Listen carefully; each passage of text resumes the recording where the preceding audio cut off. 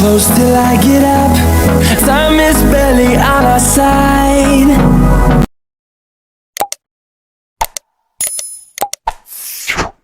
Miroslav Bulešić rođen je 13. svibnja 1920. u istarskom selu Čabrunići u obitelji Miha i Lucije Bulešić. Kršten je 10 dana kasnije u obližnjoj župnoj crkvi u Juršićima.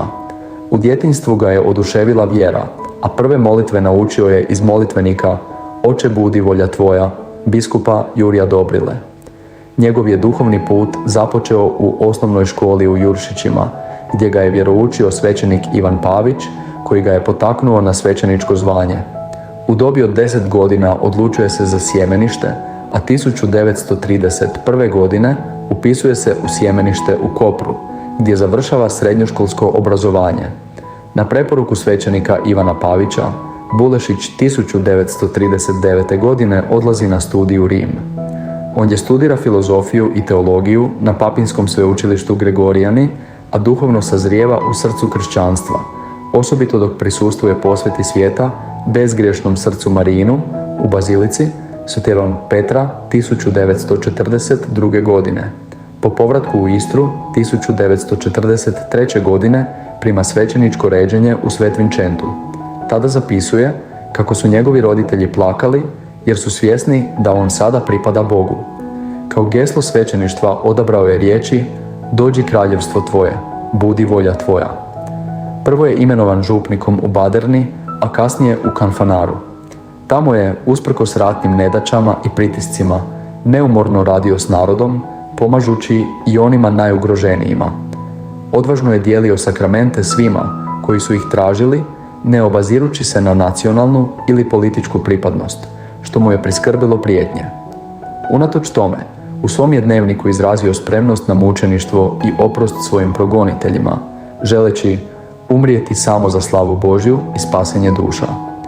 Kraj rata dočekao je u Baderni, a 1945. godine postao je župnik u Kanfanaru.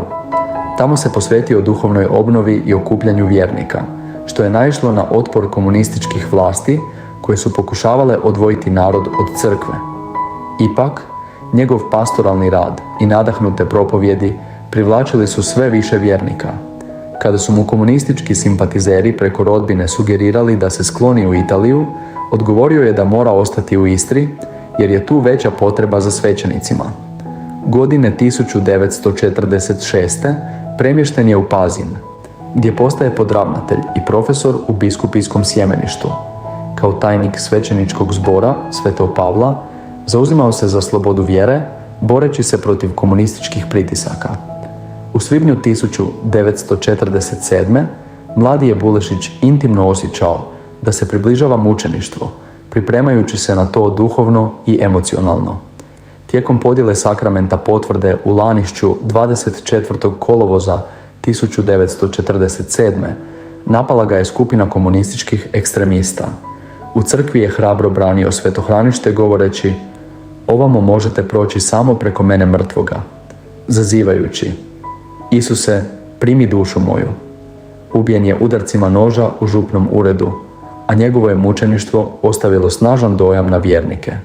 Pokopan je u Lanišću, no kasnije su njegovi posmrtni ostaci preneseni u rodnu župu Svetvinčenat, gdje i danas počivaju u župnoj crkvi.